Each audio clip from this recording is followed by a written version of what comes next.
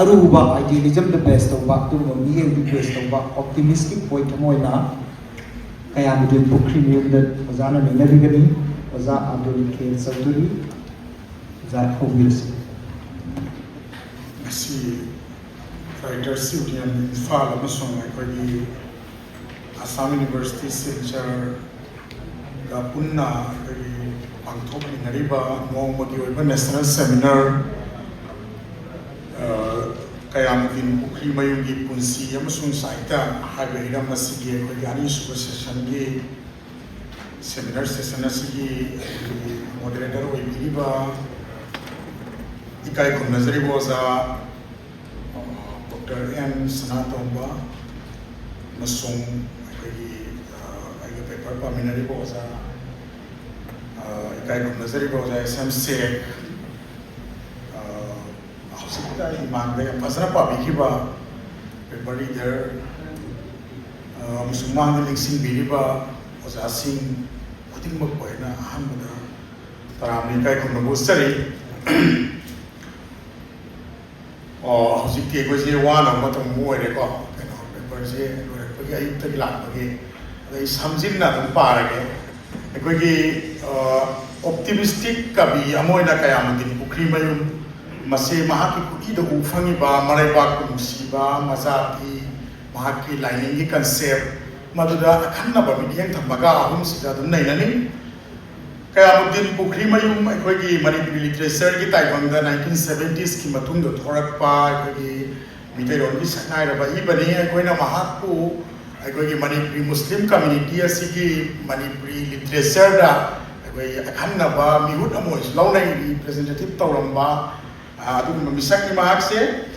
मदो महाकी तसेंगना महाकी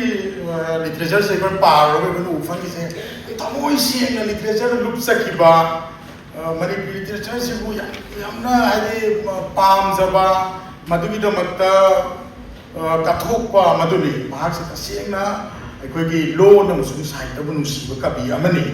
अदु ngasiगी पेपर सिना आइदि कयामुद्दीन बु थेंगनावो मिसक सुनते महाक सिबा चाहिए कोइदि मेट्रिक का पास तौ मतमनि अदर बट मसे महाकी ओनली लिटरेचर द सीजन अनबो वाइ खक्तो मदुद बेस तौरगा दुम नैननि अदि महाकना महाकी लोइना हो मिना तबनिना अखोना दि महाकु पाबदि खंगबदुनि अदो मसे अखोना साहित्य द ऑप्टिमिज्म हाइबो वाइसे कंसेप्ट ऑफ ऑप्टिमिज्म से कैनो आकांदा मसे अखोगी लैटिन वाइ ऑप्टिमम दे थैतरक मसिगी मीनिंग दी द बेस्ट नत्रग द मस्ट फेवरेबल कंडीशन मसी अखोगी जर्मन की अफाव philosopher the Fried Wilhelm Leibniz ना महाकी 1910 द फोंबा अखोगी जर्मन लोन दे एसेस द थियोटिस हाइपोथेसिस अबाउई मसिगी मीनिंग सिनि अखो ऑप्टिमिज्म आइसे महाक ना हाइरम मीनिंग दी मसी ताइबंग पान संसार असि ताइबंग कुसेम लकुमा पुना सेंबिरकिबा ख्वाइदगी अथोइबा ओइबा याबा संसार अमनि हाइबदी the best of all possible world Leibniz की वकलोन मतुंग इन्ना संसार असिदा उफंगिबा अवाबा फत्तबा पाप की थबक सिंग असि ताइबंग मपुगी ताइबंग सिनबगी ताइबंग सि चलाइबगी पाक सावरबा खुसिन थौरांगी सरुक अमनि मसि पुनमक्सि चांगेंग अमोइना अखोइगी पुंसिदा थोइबा थौदो खुदिंगमक्से अखोइगी पुंसिगी पंथुंगफम पांदम अमा थुंगबगी दमकनी मसिदा याइ पाउजे लंपुरई सिनि मान पुंसी की फिलोसफी पिरामिसे अदि अखोइगी पुंसी थेंगरिसे तुंगलम सत्की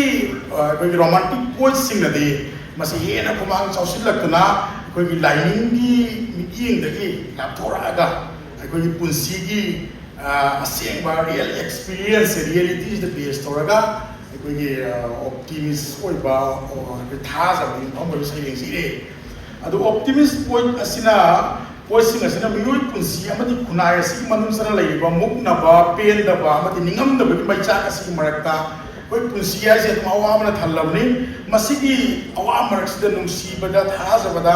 इसान इसाब खंगनबो होनबदा युमथम मोइरगा मुक्ना होनना अनौबो खुनाय अमा सेबगी लंबी फानबो होनै मालेमी सकनाइरब कवि वर्ड्सवर्थ शेली अमदि रवींद्रनाथ अखोइगी मणिपुरी साहित्यदना अखोइगी मणिपुरी लिटरेचर की पायनियर ऑफ मणिपुरी लिटरेचर अन खंगनरिबा चावबा कमल अनांगहल मोइसिन जीबसे मोइसे अखोइगी romantic oibaga loinana optimist point amani na koina launai makhoi khudi da ko tha jam sam lumna lawi ko gi chaukat pa singlemba aduga ko gi idealist adarsha yum phamoi ba mana ko kunai ma sembat ingbagi wakhalo na do makhoi khudi gi nat ta to lesson lai no gi sare farak liba modern literature asida optimism gi launa riba meaning ase hungaktuna lining lon amadi wangu lon gi thajabagi hendoraktuna miyoi bagi psychology amadi masiga mari leinaba punsi marel gi masak hundokpana hena maru oina launa rai masida muk optimist haibasi goi thajaba masi amambada thajabadu natte blind belief tu natte masida thajriba si miyoi bagi punsi yam luraba tanja khongpham aduda masina losing gi thaumai loiduna masi lamjing ba ne masi khudam de goina ts eliot ki da magi da westland da ningba kai badagi amuk spiritual loiba lambi amda amuk laktana aram bang phangakpa masida agogi ts eliot una bonra mise matam agogi time aduga masi gi manung da thajaba masida agogi hingbagi lambi lei se kana una bonra mi important oina matam amusung thajaba ise ado makata na gogi kaya mudin pukri mayung boy bena optimistic point amoy ni ma optimistic point ni hai bagi maram di mahaki khudi sing sida ikona madugum masaku fangi gogi thasa ba singlemba afa khuna ay semgat ningba aduga gogi thamoi gi maisa punsi gi ningam da ba pen da ba kaya sibu poetic imagination sijina dana punsi gi pandam do thokna bo na ba ningba kaibu minung sigi pijol ningam sinna ba hotna ba matam gi sayet na ba sarano masak asida akoi gi marak asida nung si sei saktuna akoi gi apa asinda thauna pin na ba hotna ba mase mahaki kuki gi masak amani akoi gi ningam da ba pin da ba awa ba kaya na thalla ba matam gi kunai sida anau ba punsi anau ba asa anau ba mang ama mang ba adi adugum ba kudi mahaki sayrenga dum ufangani dumai mate kom page mahana ramise nangrana ba ayuki anauba korau masek na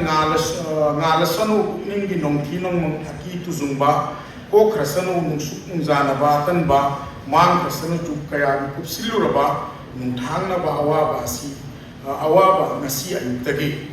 masuena di magi is do hairi si kai no akan da ko optimism oi bagi go miyoi bagi sadar chat ki marunda phumjin na lai ba phajada masak kogi thamoi gi amamba masak charang na ba aki tuzung ba thauna thokta ba asina jingbase masida gi koi hingaga muthatna hana bu si amagi mangam mangakpa asumena kaya mutin gi sairengda sai haijaki ba kogi marai dam maram dam bunum si bagi chapana ning bagi kogi hau kramatam gi manipur gi athau basin sibu kogi sadhanjali katpa masisu ufangi mahak agogi maitre bag masung masida lai ba miyoi sing makhoi gi lon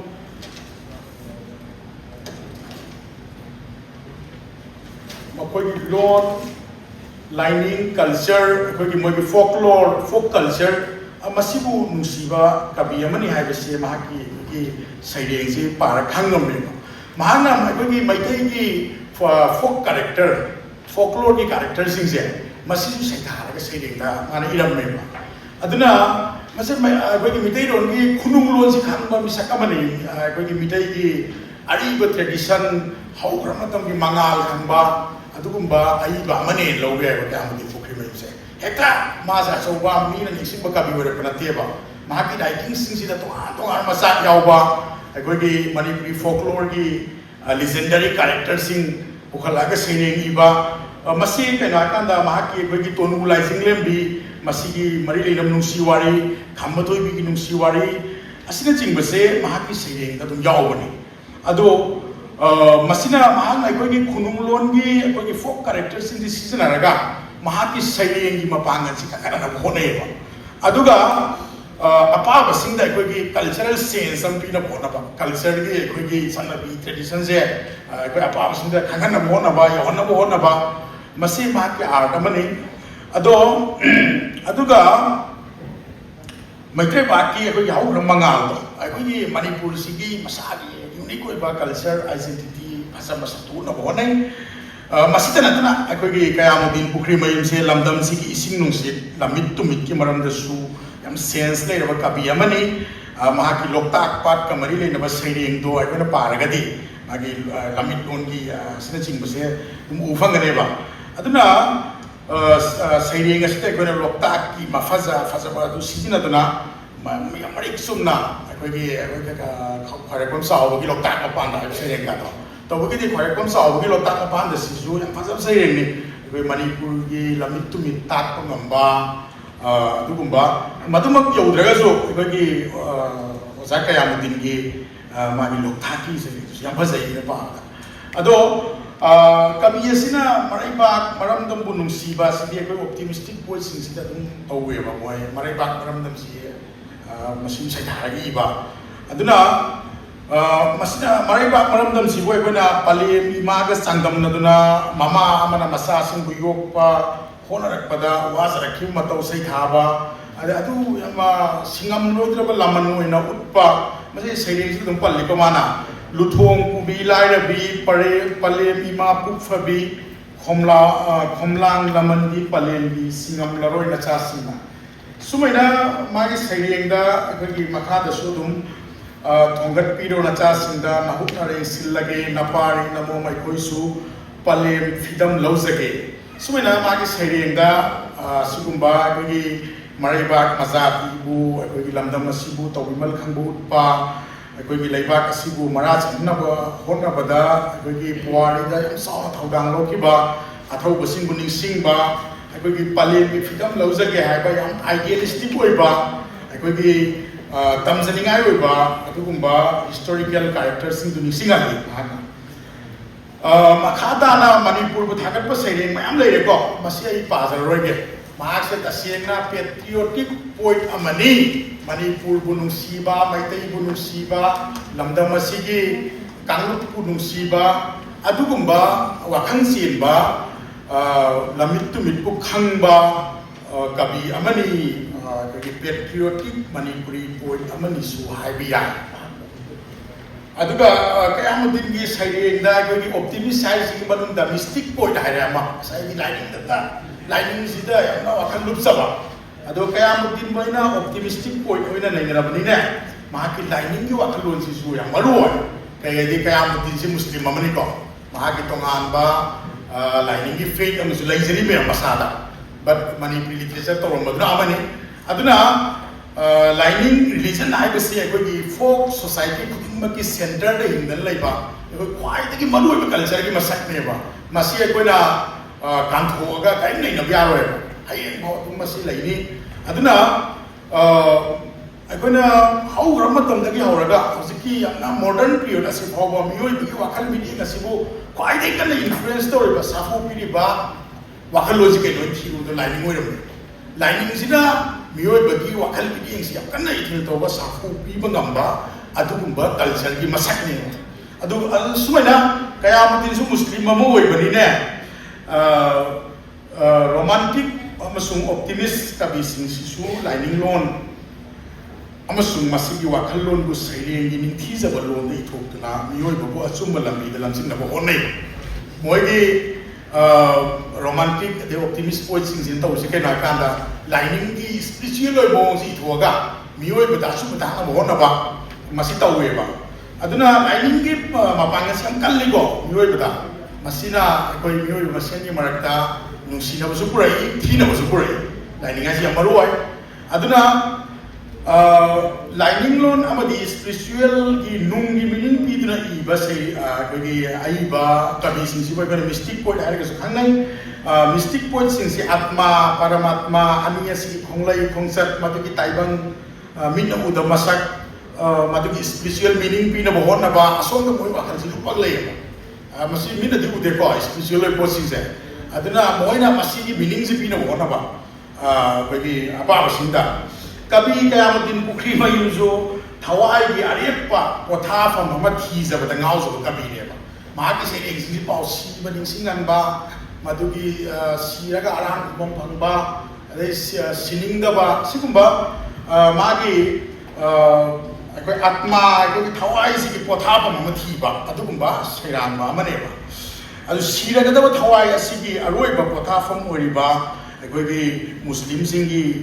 ꯃꯣꯡꯐꯝ ꯀꯕꯔꯤꯁꯇꯥꯟꯕꯨ ꯁꯩꯊꯥꯗꯨꯅ ꯃꯍꯥꯛ ꯁꯩꯔꯦꯡꯉꯤ ꯁꯩꯔꯦꯡ ꯃꯇꯤꯛ ꯑꯃ ꯅꯨꯄꯥ ꯃꯌꯥꯝ ꯇꯥꯁꯤ ꯅꯍꯥꯛꯄꯨ ꯍꯪꯒꯣꯏꯗꯨꯅ ꯌꯥꯝ ꯂꯥꯞꯅ ꯆꯦꯜꯂꯝꯕ ꯏꯔꯥꯜꯅ ꯏꯄꯣꯠ ꯐꯥꯔꯕ ꯑꯩꯍꯥꯛꯁꯦ ꯂꯦꯞꯂꯔꯕꯗ ꯅꯍꯥꯛꯀꯤ ꯊꯣꯡꯖꯤꯟꯗ ꯑꯆꯪꯕꯁꯤꯡꯅ ꯀꯤꯅꯐꯝ ꯑꯣꯏꯔꯤꯕ ꯍꯦ ꯊꯧꯖꯥꯜ ꯍꯩꯔꯕ ꯀꯕꯔꯤꯁꯇꯥꯟ ꯃꯁꯤ ꯃꯍꯥꯛꯀꯤ ꯏꯄꯥꯛ ꯇꯝꯂꯛꯂꯤꯕ ꯏꯆꯦꯜ ꯍꯥꯏꯕ ꯑꯩꯈꯣꯏꯒꯤ ꯃꯥꯅ ꯏꯗꯤꯠ ꯇꯧꯔꯒ ꯐꯣꯡꯂꯝꯕ ꯑꯦꯟꯊꯣꯂꯣꯖꯤꯗꯣ ꯃꯥꯒꯤ ꯃꯁꯥꯒꯤ ꯁꯩꯔꯦꯡ ꯀꯕꯤ ꯑꯁꯤꯒꯤ ꯑꯇꯣꯞꯄ ꯁꯩꯔꯦꯡꯁꯤꯡꯗꯁꯨ ꯁꯤꯕꯒꯤ ꯂꯃꯟ ꯇꯣꯟꯁꯤꯟꯗꯨꯅ ꯂꯩꯔꯤꯕ ꯃꯤꯑꯣꯏ ꯃꯄꯣꯛ ꯑꯁꯤꯕꯨ ꯑꯩꯈꯣꯏ ꯁꯤꯕꯒꯤ ꯋꯥꯈꯜ ꯅꯤꯡꯁꯤꯡꯍꯟꯕ ꯑꯗꯨꯒꯨꯝꯕ ꯃꯁꯛ ꯃꯌꯥꯝ ꯂꯩꯔꯦ ꯀꯕꯤ ꯀꯌꯥꯃꯨꯗꯤꯟ ꯄꯨꯈ꯭ꯔꯤꯃꯌꯨꯝ ꯑꯩꯈꯣꯏꯒꯤ ꯃꯍꯥꯛꯀꯤ ꯈꯨꯠꯏꯗ ꯃꯍꯥꯛꯅ ꯏꯁꯂꯥꯝ ꯂꯥꯏꯅꯤꯡ ꯊꯥꯖꯕ ꯑꯣꯏꯕꯅꯤꯅ ꯍꯛꯊꯦꯡꯅꯅ ꯑꯣꯏꯔꯣ ꯅꯥꯀꯣꯏꯅꯅ ꯑꯣꯏꯔꯣ ꯂꯥꯏꯅꯤꯡ ꯑꯁꯤꯒꯤ ꯃꯃꯤꯁꯦ ꯑꯗꯨꯝ ꯇꯥꯏꯕ ꯃꯍꯥꯛꯅ ꯅꯨꯡꯁꯤꯕ ꯐꯣꯡꯗꯣꯛꯄ ꯑꯣꯏꯔꯣ ꯑꯃ ꯑꯣꯏꯔꯣ ꯑꯗꯨꯅ ꯃꯍꯥꯛꯀꯤ ꯈꯨꯠꯏꯁꯤꯡꯗ ꯑꯩꯈꯣꯏꯒꯤ ꯇꯥꯏꯕꯪ ꯃꯄꯨ ꯑꯜꯂꯥꯍꯕꯨ ꯅꯤꯡꯁꯤꯡꯍꯟꯕ ꯑꯩꯈꯣꯏꯒꯤ ꯑꯜꯂꯥꯍ ꯑꯊꯣꯏꯕꯒꯤ ꯌꯥꯏꯐ ꯄꯥꯎꯖꯦꯜ ꯄꯨꯔꯛꯄ ꯑꯩꯈꯣꯏꯒꯤ ꯃꯤꯑꯣꯏ ꯄꯣꯛꯇ ꯄꯣꯛꯄ ꯑꯩꯈꯣꯏꯒꯤ ꯃꯦꯁꯦꯟꯖꯔ ꯑꯣꯐ ꯒꯣꯗ ꯄ꯭ꯔꯣꯐꯦꯠꯁꯤꯡꯕꯨ ꯅꯤꯡꯁꯤꯡꯕ ꯑꯗꯨꯒ ꯃꯈꯣꯏꯒꯤ ꯇꯝꯖꯅꯤꯡꯉꯥꯏ ꯑꯣꯏꯕ ꯃꯇꯧꯗꯣ ꯊꯥꯒꯠꯄ ꯑꯗꯩ ꯏꯁꯂꯥꯃꯤक ꯀꯜꯆꯔ ꯎꯠꯄ ꯁꯩꯔꯦꯡ ꯎꯕ ꯐꯪꯉꯤ ꯈꯨꯗꯝ ꯑꯣꯏꯅ ꯃꯍꯥꯛꯀꯤ ꯁꯩꯔꯦꯡ ꯑꯃꯗꯤ ꯄ꯭ꯔꯣꯐꯦꯠ ꯏꯕ꯭ꯔꯥꯍꯤꯝꯕꯨ ꯁꯩꯊꯥꯗꯨꯅ ꯏꯕ ꯑꯗꯒꯤ ꯑꯩꯈꯣꯏ ꯔꯝꯖꯥꯟꯒꯤ ꯔꯣꯖꯥꯒꯤ ꯑꯁꯤꯒꯨꯝꯕ ꯏꯕ ꯑꯗꯩ ꯃꯍꯥꯛꯀꯤ ꯇꯦꯟꯈ꯭ꯔꯕ ꯁꯩꯔꯦꯡ ꯑꯃ ꯊꯥꯖꯕ ꯍꯥꯏꯕꯁꯤꯗ ꯑꯩꯈꯣꯏꯅ ꯑꯜꯂꯥꯍꯗ ꯊꯥꯖꯕꯒꯤ ꯅꯨꯡꯁꯤꯕ ꯃꯁꯛ ꯎꯠꯄ ꯑꯁꯤꯒꯨꯝꯕ ꯂꯩ ꯃꯍꯥꯛꯀꯤ ꯍꯖꯔꯠ ꯏꯕ꯭ꯔꯥꯍꯤꯝ ꯍꯥꯏꯔꯤꯕ ꯁꯩꯔꯦꯡ ꯑꯁꯤꯗ ꯃꯍꯥꯛꯅ ꯍꯖꯔꯠ ꯏꯕ꯭राꯍꯤꯝ ꯑꯩꯈꯣꯏꯒꯤ ꯈ꯭ꯔꯤꯁꯇꯦꯟ ꯌꯍꯨꯗꯤ ꯑꯗꯒꯤ ꯏꯁꯂꯥꯝ ꯑꯍꯨꯝꯃꯛꯅ ꯄꯨꯟꯅ ꯊꯥꯖꯕ ꯄ꯭ꯔꯣꯐꯦꯠ ꯑꯩꯈꯣꯏꯒꯤ ꯑꯍꯨꯝꯃꯛꯁꯤꯕꯨ ꯑꯩꯈꯣꯏꯅ ꯑꯕ꯭ꯔꯥꯍꯥꯃꯤꯛ ꯔꯤꯂꯤꯖꯟ ꯍꯥꯏꯔꯒꯁꯨ ꯈꯪꯅꯔꯦꯀꯣ ꯑꯗꯨ ꯍꯖꯔꯠ ꯏꯕ꯭ꯔꯥꯍꯤꯝꯅ ꯇꯧꯔꯝꯕ ꯑꯗꯨꯒꯨꯝꯕ ꯃꯍꯥꯛꯀꯤ ꯊꯧꯗꯥꯡ ꯔꯣꯜ ꯑꯗꯨ ꯎꯠꯅꯕ ꯍꯣꯠꯅꯔꯝꯃꯤ ꯃꯁꯤꯗ ꯑꯩꯈꯣꯏꯒꯤ हजरत इब्राहिम से इस्लामिक हिस्ट्री क्रिस्टियन की जीव की लोनवा प्रोफेट है कई से थबक थौरम से मान यम सांगना सिंथारगा असुंबगीदमक्ता हजरत इब्राहिम पांथोंब थौरम सिंग उनब होनै यम समझना है हजरत इब्राहिम तौरम रोल से ताइबंग मपु से अमतनी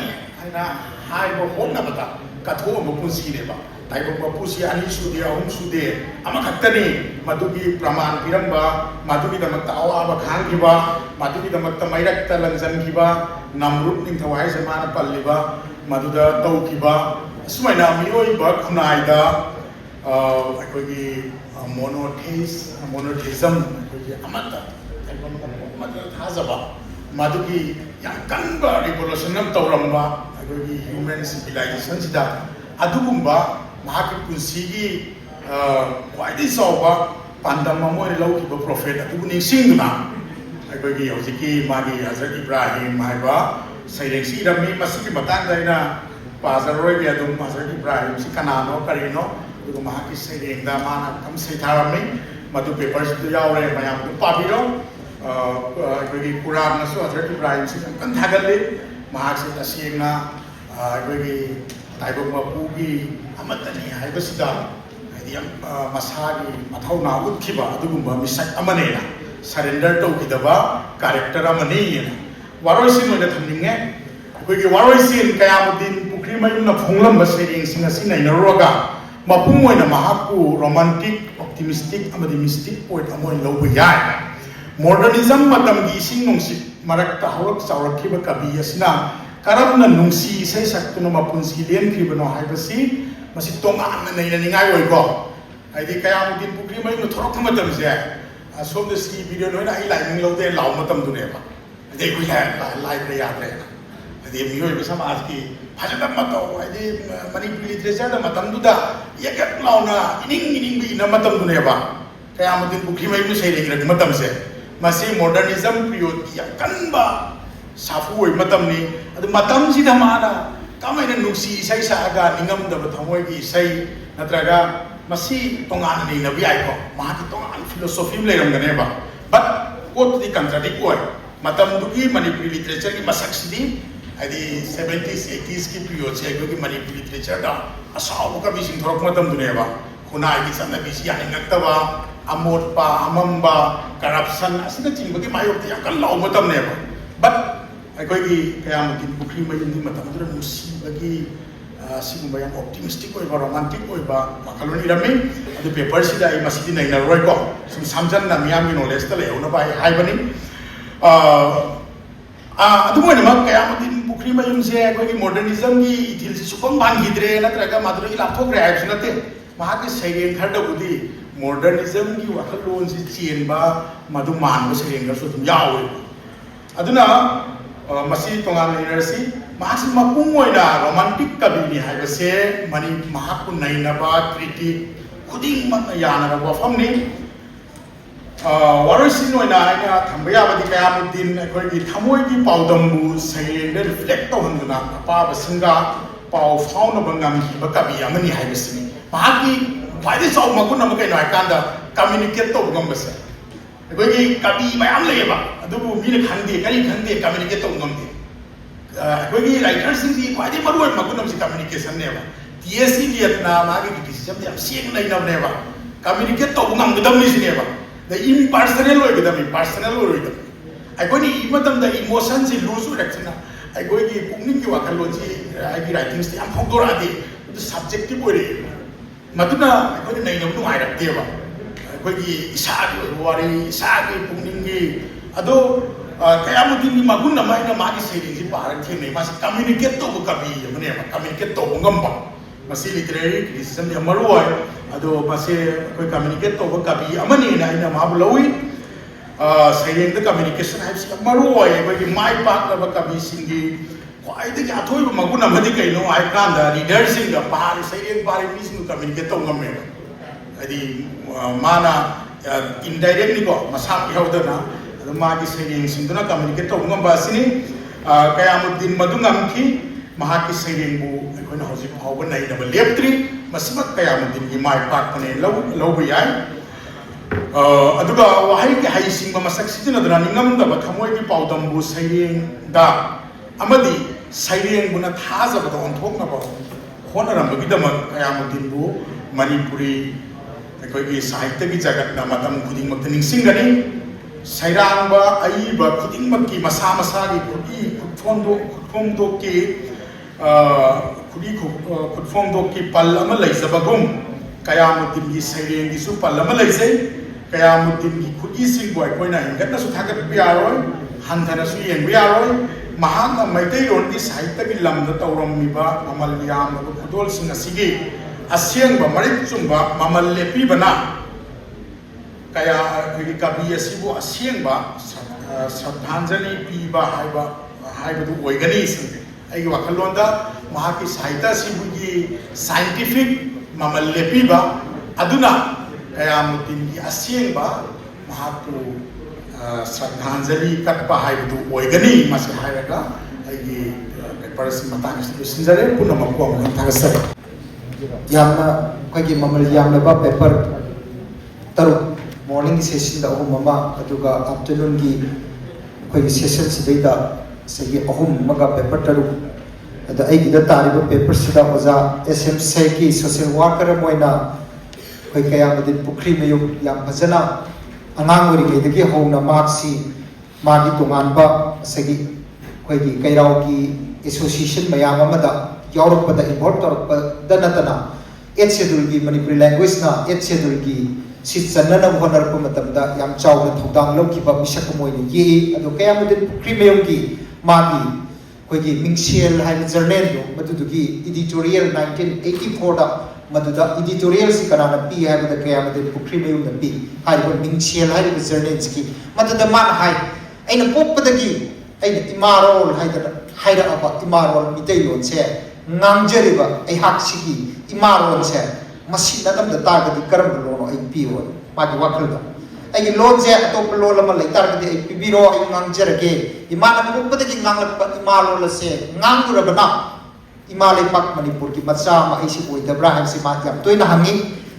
ꯑꯃꯨꯛꯁꯨ ꯍꯥꯏ ꯃꯥꯅ ꯅꯥꯟꯕꯗ ꯊꯣꯛꯍꯟꯅꯤꯡꯕ ꯁꯛꯐꯝ ꯊꯣꯛꯂꯕꯤ ꯅꯥꯟꯕꯗ ꯌꯥꯝ ꯅꯥꯟꯕ ꯁꯛꯐꯝ ꯑꯃ ꯌꯦꯛꯄ ꯌꯥꯔꯕꯤ sakti lerbi imagi turina yepiu aisu are pasatham tinjage aisu makhoisi marakta ek pasitra singsi imagi imam manipura yeri ba tongan tongan community kuntra mangasi manungda midai pangal hai sisu are pasaktam mama yepiu are pasaktam dudai da ai hakse are pa misakam oina leijage ai that means kai no habda mahapu marginalize torga inthok na ba bona ba manba maungda ngasi ngasi mak ekoi gi media house and social media la simbada yam thi na ekoi gi bangal singbu ngangba manba mongda sathar ibase kaya madin bukri mayung gi thamoi manunda panba gumna phawba gumna mahakna sakti lerabi imagi turi na yekpiu egi su are pasaktam mama haidana magi are pasaktam mama yekpiu inthok pa amona ngamroi da ba insin baso amona yaroi da ba are pasaktam mama yekpiu are pasaktam oina malen da khongdar bani are pasaktam oina manipur imagi magi mathananda lerak bani habase magi ai yekpiu ima habase re ngasida kaya madin bukri mayumna khongdei aduna pangan singgi magi apun bagi saktam do madu sagatna na bkhona bada natana manipur gi apun ba saktam sagatna na bkhona ra batamda sokthab nai khidraba asagi sahi yang kai surada lai khidraba adugumba kaya madin bukri mayum se asi saknai ra masak nai ba adugumba apun bagi lijel bu sagat chaba pamjaba mioi amani have se no mai them to bina yang mayek lana phongdok pirami aduga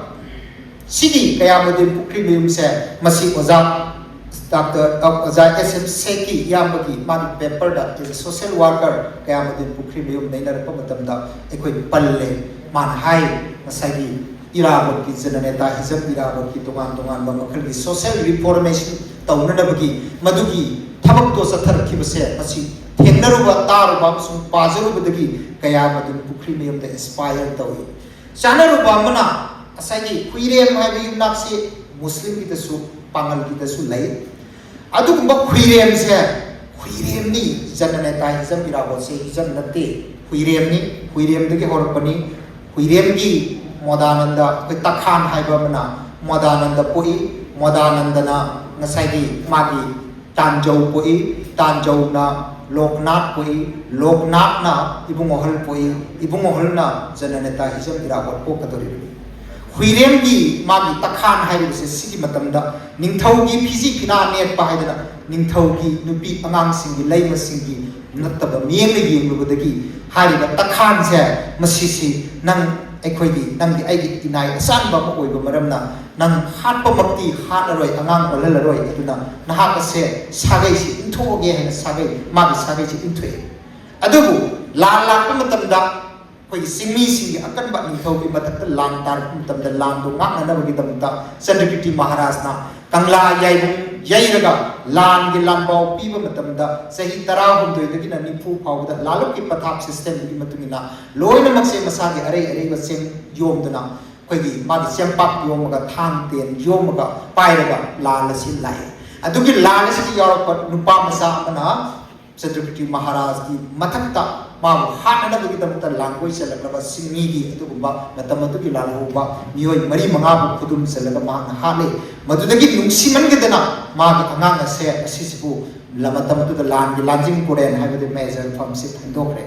major farm thindokra ma anga se asida kona lal lor matum dei mu onam di kana gi sa ma suno ang matamda ai di takhan gi machani ming na madana da koi hai Modananda kauragati takhan masa waragati ai namon da piru se tawni hanjan be am khanan to piyar roi adubu nahang boirem sagai de ning thokrabani na boirem sagai oi biyar roi hagadagi ma ase masi sagolbal mainole manung da leribo boirem sagai si de lokthora ga ma se de dawi ha ba tamda haujiki kalimai mandir ki manakta aduga hujik saliba asagi ya school gi kacham thom ta cha ta ba lambi se li si awangom thangba aduga hariba nasagi kalimai mandir sikina maningom thangba aduga GPU Men College le ki makharom thangba nambul turian ki mamangom thangba sarka se masi boi khare kari haina kawi hizam le kai haina kawi hai hizam le kai se da modananda da nangi jumnak nasi dagi hizam ola paniko haina hizam olaga mark se hizam le kai se da lam ji ga pirga le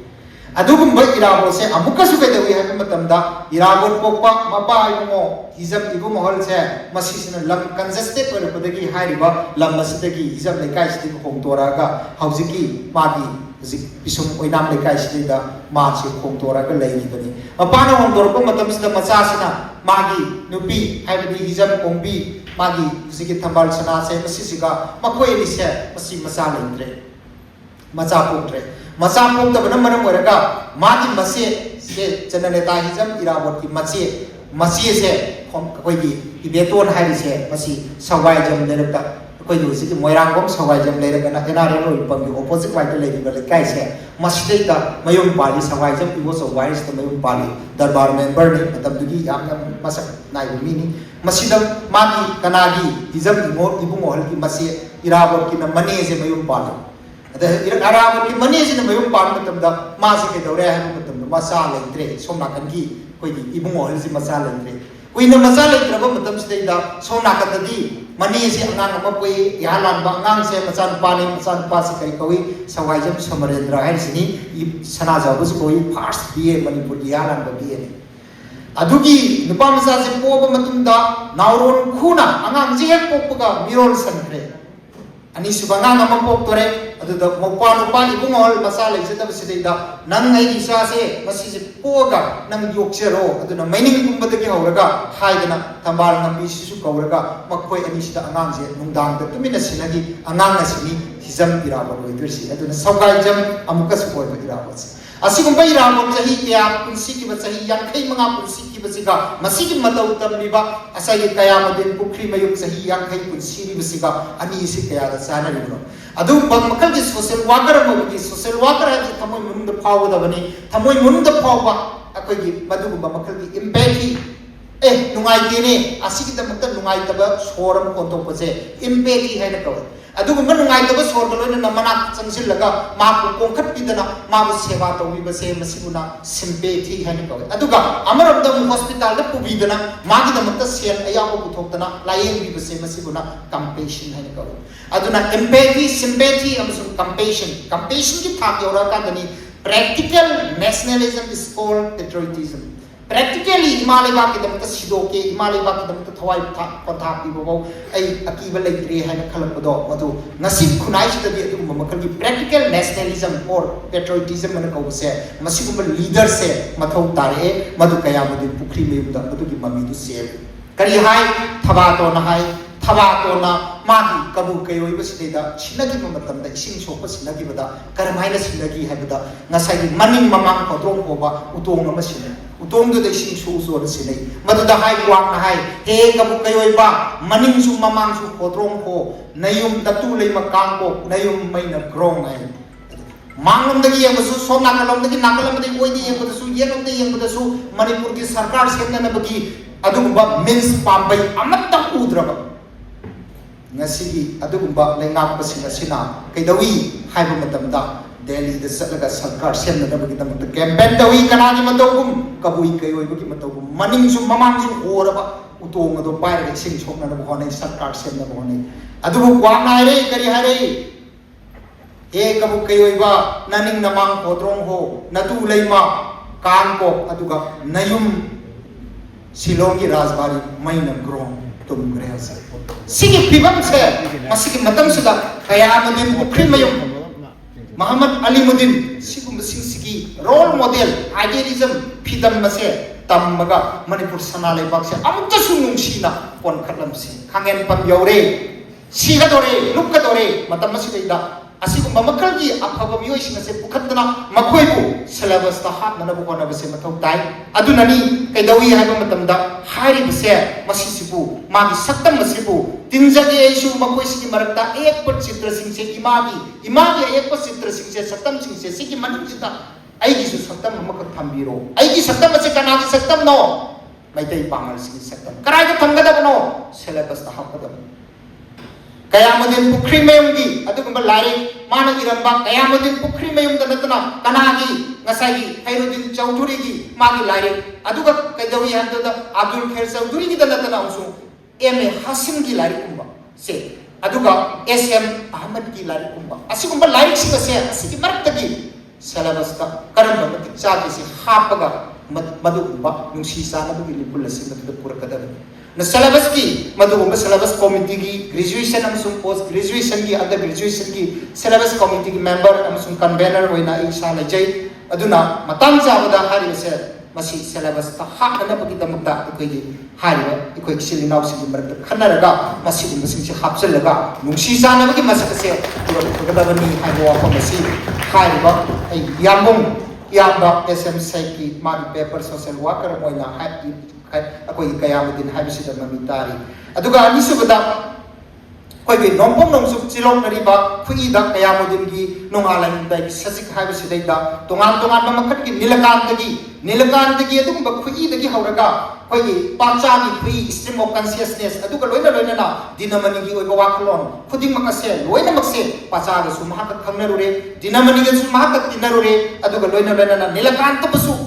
mak matung in kiba tu manau moina kana se kaya madin pukri me loina rakhiba isakamani masise kaino spiritual gi lambi mada wakhal gi nunglon gi lambi mada hariba singase tinaraga lakrabani mutpa narare dobni kokpa narare dobni india gi oiba western gi oiba akoi gi nongsuk lom de horaga nongpuk lom